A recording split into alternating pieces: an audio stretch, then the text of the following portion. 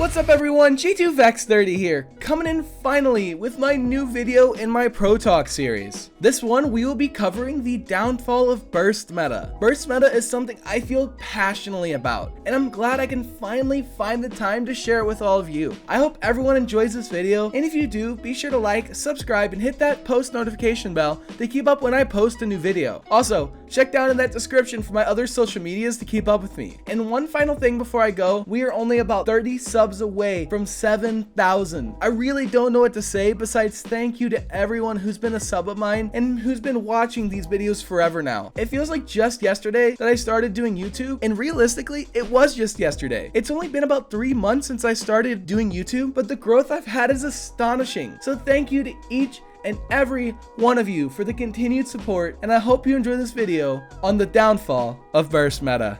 First, let's go over a main term we are going to be using in this video, TTK, or time to kill. The lower the TTK, the faster you die. The higher the TTK, the slower you die. And now, since we got that out of the way, let's move right into the video. Now, what is burst meta? Burst meta equals low time to kill and high damage output. It was an accumulation of buffing damage over time to make champions better, instead of trying to go for their core issues in their kits and changing it, and changing loadout cards as well. When they added legendaries into the game, which I do not recall the patch it was added, but when they added legendaries, that hurt the time to kill immensely. It lowered it big time. Now, back in the day when they added legendaries, the time to kill was great. And when they added them, it didn't hurt it that much, but that plus everything else really hurt it. When they added a fourth legendary, it hurt it as well. And then you have built-in cauterize and wreckers. For example, when you have Leanne Death and Taxes, in early game, say first point fight, you're attacking an enemy. They can't get heals because they're 90% cauted, they die. Healing is a big part of the game, and when you have built-in cauterizes and wreckers, like Leanne's Death and Taxes, and the other example of Vivian's Sapper rounds, it really hurts the time to kill. And the last one is bonus damage for headshots and damage amp. These also hurt the time to kill, which equates to burst meta. With all these main points, they add up to make what we now call burst meta. To give you my opinion on burst meta, I think it's bad for Paladins, because I am a proponent of high time to kill. I came from Overwatch, CSGO, and Smite as my background, and if I had to choose one of those games to play the rest of my life, I would have to choose Smite, because I love high time to kill because it lets you think, outthink, and outplay your opponents. That is a big thing for me. In CSGO and Overwatch, it's all about aim. In CSGO, you come around a corner. Of course, there's so much thinking involved in that game, but somebody can come around the corner flying, stop for a second, and just hit you in the head and you're dead. I love high time to kill. This is my opinion. I really think it's not that good for Paladins, to be honest, because Paladins doesn't want to make itself like Overwatch. Overwatch, let's just all admit, is Paladin's biggest rival. And if they want to set themselves apart, they cannot make the game like Overwatch. They can't have a sniper that can look at somebody's head and one-shot him, that being Eagle Eye Kinessa. Now, I know in patch 1.8 that was nerfed, but we will get to that. But again, before this patch, burst meta was becoming a huge problem, and it was bad for the state of the game. Through Reddit, Twitter, forums, Discord, I did not see 1 in a million who liked burst meta, and everybody disliked it. Nobody enjoys getting one shot. It feels satisfying to do it, but it just takes the fun out of the game and doesn't let you outplay your opponents. Now, the changes I think should be done is, again, what they did in patch 1.8. They took some of the highest damage dealing abilities in the game and decreased them. And to give you exactly what they did, we're going to go over it right now, the changes they made. First one they did is they changed Androxus by removing the headshot increase damage, but adding an extra ammo. So they got rid of the super burst that Andro had with the headshot damage, but increased his ammo to make up for it. That was a great change. Second, Drogo's ability Spitfire reduced damage from 1000 to 900, and on Salvo reduced the explosion radius. What that does for Salvo is hurt the Salvo Spitfire combo, which could one-shot some champions in the game. Victor, for Shrapnel, the talent, they removed the damage increase, which increased it by 200. Now it only does 750, but it still has an increased radius. Again, they are nerfing burst over and over and over, which is great. Willow, Nightshade, one of her talents, reduced damage bonus from 800 to 500. Dead Zone, reduced anti-healing duration after exiting Dead Zone from 2 seconds to 1 second. When you nerf anti-healing, that increases the time to kill, which hurts burst meta and takes us out of a burst meta. So these changes so far have been great. And last but not least, coming from a support main, which I love this so much, talents. Eagle Eye, reduced headshot damage increase from 50% to 25%. Now, what that does is, especially for supports, I think damage dealers have it bad too, but for supports, you can't get one shot. Kinessa was able to do 2400 damage when she hit you in the head. And I love Paladins, but sometimes the hitboxes can be really inconsistent. So you never know, like they could be aiming at your chest and it just randomly get a headshot. Or they could be aiming above your head and get a body shot. It doesn't make any sense sometimes.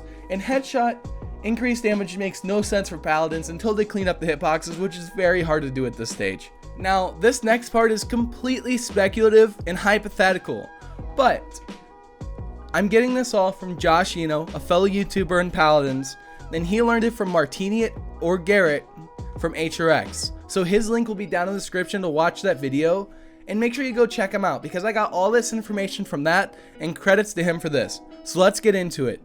Now, one thing he said in the video is they want to get rid of death and taxes and all the extra cauterize and record cards from loadouts. Now, this is not something that will happen immediately in say 1.9. I think this will be an over time change or a complete sweeping. If they want to do it over time, you start with legendary cards like Death and Taxes and go from there. But if they want to do a sweeping change, it'll take a few patches because they have to think of cards to replace those cauterize and record cards. So it'll be tough, but having cards that replace items in the loadout screen or in the item shop does not make any sense. It's kind of weird and counterintuitive when it comes to Paladins because the item shop is one of the biggest differences that sets Paladins apart from other games, along with building decks and picking legendaries.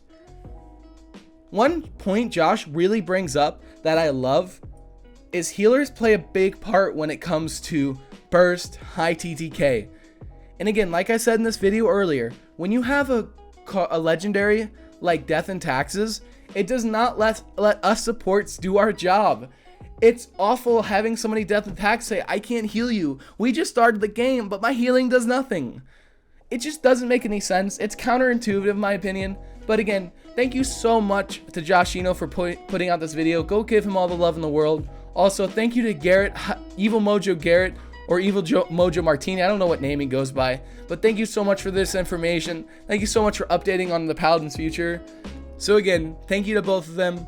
Now, what I think they should do to hurt burst meta, in my opinion for a long time, which what they're doing is great, but I've always had this weird theory that if you increase all health pools by 100 to 200 besides tanks, and maybe supports, that would help the time to kill immensely.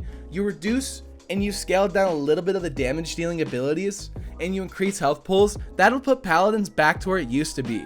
Now, I know some people like the fast-paced action, but I am an old Paladins player. I love that slow, methodical play of Paladins, so this may not be the best choice for Paladins nowadays. That's why I'll leave it to Martini and the team to make those choices.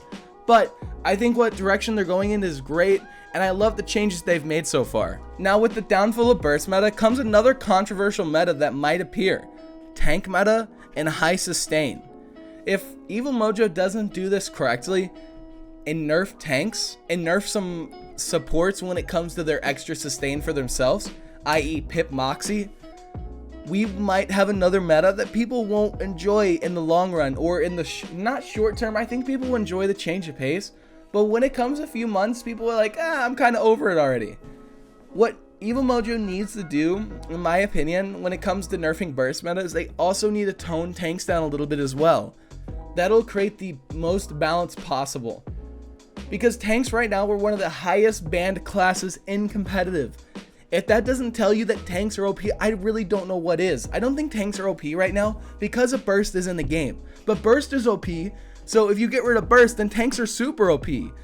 So tanks have to be nerfed if burst meta is to go away, or else we're gonna have an extremely annoying meta on our hands in the long run. In the short term, again, it's gonna be a better pace, you know, it's gonna be a change of pace, but in the long run, it won't be very fun, to be honest. Now, because I'm a support main and a pro support, I have to talk about how the downfall of burst meta will affect the support meta in the coming months.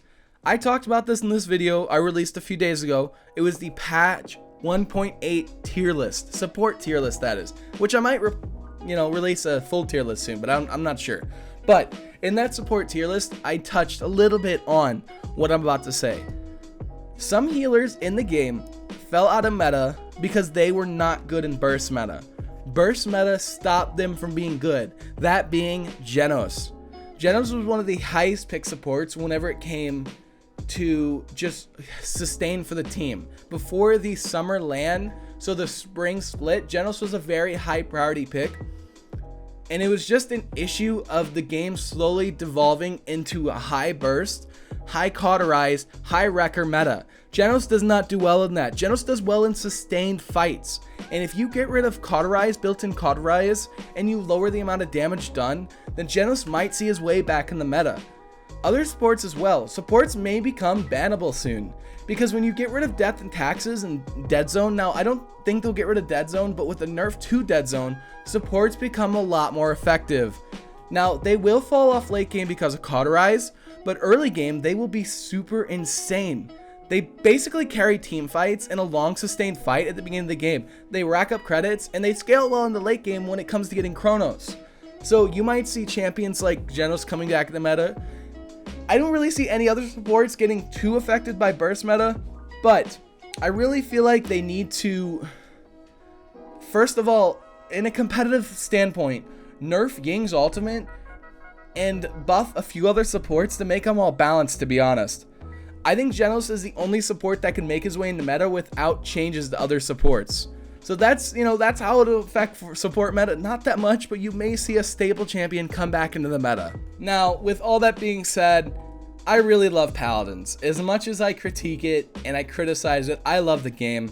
I wouldn't be a professional in doing YouTube if I didn't. But I'm so happy with the position they're taking right now in burst meta, how they're slowly whacking at it, how they didn't do it all at once, that they released a patch to start chipping away at it. When you nerf something all at once, you could really destabilize the game and create another meta that is just bad for the game. Like I said earlier, if you were to nerf burst meta all at once, you could create another meta like tank meta that just takes everything over, and it won't be very fun besides the point that it's a change of pace. But I think Evil Mojo is doing a great job at tackling this burst meta, and I really do see we are seeing the downfall of burst meta in Paladins. The high time to kill was really what set Paladins apart from its other FPS counterparts. So I really am excited that Evil Mojo is taking a stand against burst meta and creating the downfall of it.